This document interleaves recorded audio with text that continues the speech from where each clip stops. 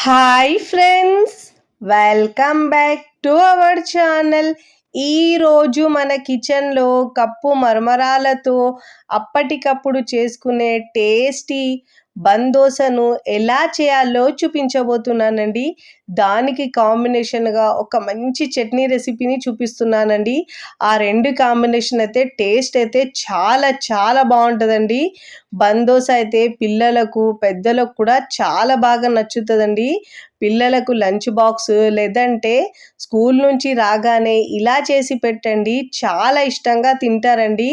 పైన క్రిస్పీగా లోపల సాఫ్ట్గా భలే నచ్చుతాయండి. రుచి చూసారంటే మళ్ళీ మళ్ళీ కావాలి అంటారండి, అంత బాగుంటాయి. మరి ఇక ఏమాత్రం ఆలస్యం చేయకుండా చాలా సింపుల్గా టేస్టీగా ఉండే ఈ అప్పటికప్పుడు చేసుకునే బ్రేక్ఫాస్ట్ని ఎలా చేయాలో చూద్దాం రండి. ముందుగా మిక్సీ జార్ తీసుకొని దాంట్లో అన్ని కొలతలు ఒక కప్పు గ్లాస్తో తీసుకోండి. ఇక్కడ నేను ఒక కప్పుతో 2 కప్పుల మరమరాలు బురుగులు అంటే చూడండి, అవి 2 కప్పులు తీసుకోవాలండి. ఇప్పుడు వీటిని మెత్తగా గ్రైండ్ చేసుకోవాలి. అంటే మరీ మెత్తగా కాకుండా కాస్త లైట్గా బరకగా గ్రైండ్ చేసుకోవాలి. ఇలా గ్రైండ్ చేసుకున్న తర్వాత ఒక బౌల్లోకి వేసుకోవాలండి. ఏ బౌల్తో అయితే మనము మరమరాలు తీసుకున్నామో అదే గిన్నెతో మనము 1 కప్పు సూజీ బొంబాయి రవ్వ ఉప్మా అంటే చూడండి, అది తీసుకోవాలండి. అదే కప్పుతో 1 కప్పు పెరుగు తీసుకోవాలండి. కాస్త పులిసిన పెరుగు తీసుకుంటే టేస్ట్ చాలా బాగుంటుంది. ఇప్పుడు ఇలా బాగా మిక్స్ చేసుకోవాలి అన్ని ఇంగ్రీడియంట్స్ని. ఫస్ట్ టైం నా ఛానల్ చూస్తున్న వాళ్ళు ప్లీజ్ నా ఛానల్ని సబ్స్క్రైబ్ చేసుకోండి, లైక్ చేయండి, పక్కనున్న బెల్ ఐకాన్ని ప్రెస్ చేయండి. ఇలా ప్రెస్ చేయడం వల్ల నేను పెట్టే వీడియో నోటిఫికేషన్ ముందుగా మీ హోమ్ పేజ్కి వస్తాయండి. ఇలా కొద్ది కొద్దిగా వాటర్ వేస్తూ కన్సిస్టెన్సీని మిక్స్ చేసుకోవాలండి. చూసుకుంటూ అడ్జస్ట్ చేసుకుంటూ మిక్స్ చేసుకోవాలి. మరీ ఎక్కువ వాటర్ ఒకటేసారి వేస్తే పల్చగా అయిపోతుంది బ్యాటర్. కన్సిస్టెన్సీ ఇలా ఉండాలండి. ఇప్పుడు దీంట్లో రుచికి సరిపోయినంత ఉప్పు వేసుకోవాలండి. ఉప్పు వేసుకున్న తర్వాత ఇలా బాగా మిక్స్ చేసుకోవాలి.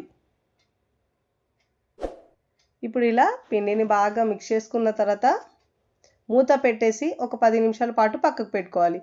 ఈలోపు దాంట్లోకి టేస్టీ చట్నీని రెడీ చేసుకుందాం. మిక్సీ జార్ తీసుకొని దాంట్లో ఒక 2 పచ్చిమిరపకాయలు తీసుకోవాలండి. వేయించిన పల్లీలు ఒక 2 నుంచి 3 టేబుల్ స్పూన్ దాకా వేసుకోవాలండి. పచ్చి కొబ్బరి ఒక 2 నుంచి 3 టేబుల్ స్పూన్ దాకా వేసుకోవాలి. ఇప్పుడు దీంట్లో శుభ్రంగా వాష్ చేసుకున్న ఒక పిడికెడు కొత్తిమీర వేసుకోవాలండి, కాడలతో సహా వేసుకోవాలి. ఒక 2-3 టేబుల్ స్పూన్ల పెరుగు వేసుకోవాలండి, తీయటి పెరుగు వేసుకోవాలి. ఇప్పుడు దీంట్లో రుచికి సరిపోయినంత ఉప్పు వేసుకోవాలి.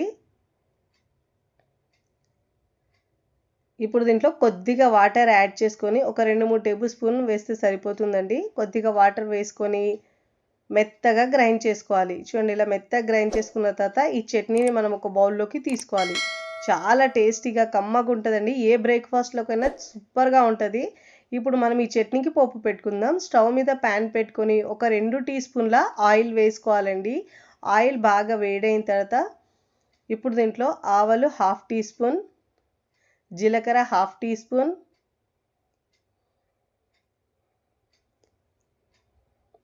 ఇప్పుడు దీంట్లో మినప్పప్పు ఒక 1 టీ స్పూన్ వేసుకోవాలి.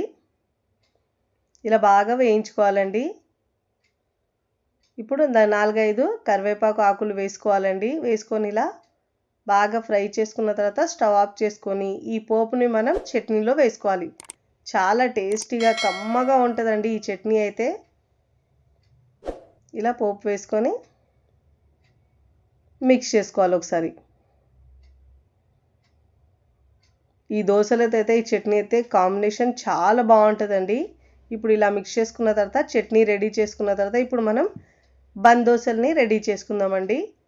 ఇప్పుడు 10 నిమిషాలు అయిపోయింది కదండి, పిండి బాగా నానింది. ఇప్పుడు రవ్వ ఉంటుంది కదండి, దాంట్లో బాగా నానుతుంది. దీనికి మనం కమ్మని టేస్ట్ రావడానికి ఒక పోపు వేసుకుందామండి. మంచి పోపు వేసుకుంటే టేస్ట్ బాగా వస్తుంది. స్టవ్ మీద ప్యాన్ పెట్టుకొని దాంట్లో ఒక 2 టీ స్పూన్ల ఆయిల్ వేసుకోవాలండి. ఇప్పుడు దీంట్లో ఆవాలు 1/2 టీ స్పూన్,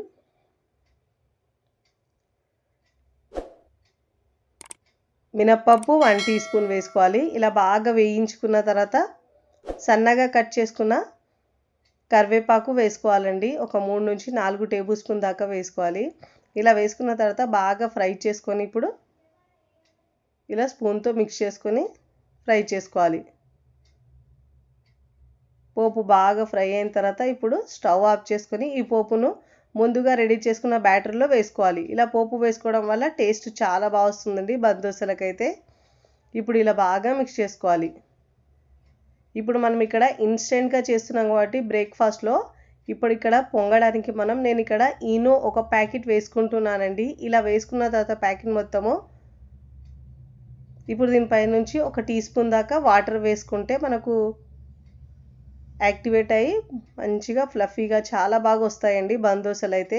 ఒకవేళ మీ దగ్గర ఈను లేకపోతే మీరు దీని ప్లేస్లో సోడా అయినా వేసుకోవచ్చండి. సోడా వేసి దానిపైన కాస్త నిమ్మరసం వేస్తే మనకు మంచిగా యాక్టివేట్ అయిపోతుంది సోడా, అప్పుడు బాగా వస్తాయి. ఇప్పుడు స్టవ్ మీద ఇలా పోప్ ప్యాన్ పెట్టుకోవాలండి బందోసల కోసం. ఒక టీ స్పూన్ దాకా ఆయిల్ వేసుకొని ఒక 2 గరిటెల పిండి వేసుకోవాలి. ఇలా వేసుకున్న తర్వాత దీనిపైన మూత పెట్టేసి సిమ్లో ఉంచుకోవాలండి. ఒక 2 నుంచి 3 నిమిషాలు ఒకవైపు ఫ్రై మంచిగా కాలిన తర్వాత పైన మరోవైపుకు టర్న్ చేసుకుని మంచిగా ఫ్రై చేసుకోవాలండి.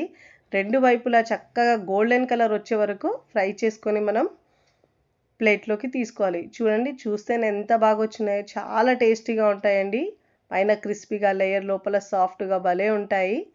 ఇదే విధంగా మరొకటి కూడా చేసి చూపిస్తున్నాను చూడండి. ఒకవైపు ఫ్రై అయిన తర్వాత పైన తడి ఆరిన తర్వాత మరోవైపుకి టర్న్ చేసుకోవాలి. ఈ చట్నీ కాంబినేషన్తో అయితే చాలా బాగుంటాయండి. ఇలా చక్కగా గోల్డెన్ కలర్ వచ్చే వరకు 2 వైపులా ఫ్రై చేసుకొని మనం ప్లేట్లోకి తీసుకోవాలి. ఇదే విధంగా 1 బై 1 అన్ని దోశలను వేసుకోవాలండి. ఇట్లానే మీరు ఇలా పోప్ ప్యాన్ లేకపోతే ప్యాన్లో అయినా వేసుకోవచ్చండి. మంచి గోల్డెన్ కలర్ వచ్చిన తర్వాత ఇప్పుడు ప్లేట్లోకి సర్వ్ చేసుకోవాలి. చూస్తేనే తినేయాలనిపిస్తుంది, అంత టేస్టీగా ఉంటుందండి. తిన్నా కొద్దీ తినాలనిపిస్తాయి, సూపర్ టేస్టీగా ఉంటాయండి. పిల్లలు పెద్దలు కూడా ఇలా చేసి పెట్టండి, చాలా టేస్టీగా ఉంటుందండి. ఇడ్లీ పిండి, దోశ పిండి లేనప్పుడు అప్పటికప్పుడు ఇన్స్టెంట్గా ఇలా చేసుకోండి, చాలా బాగుంటుంది. మీరు కూడా తప్పకుండా ఈ బందోసలను ఒక్కసారి ట్రై చేయండి. ట్రై చేసి ఎలా కుదిరిందో కామెంట్ ద్వారా తెలియచేయండి. తుంచి చూపిస్తాను చూడండి, ఎంత సాఫ్ట్గా పైన క్రిస్పీగా చాలా బాగా వచ్చాయండి. వీడియో నచ్చితే లైక్ చేయండి, ఫ్రెండ్స్ ఫ్యామిలీకి షేర్ చేయండి. మరికొన్ని టేస్టీ సింపుల్ క్విక్ రెసిపీస్ కోసం టీ కిచెన్ని సబ్స్క్రైబ్ చేసుకోండి. Thanks for watching.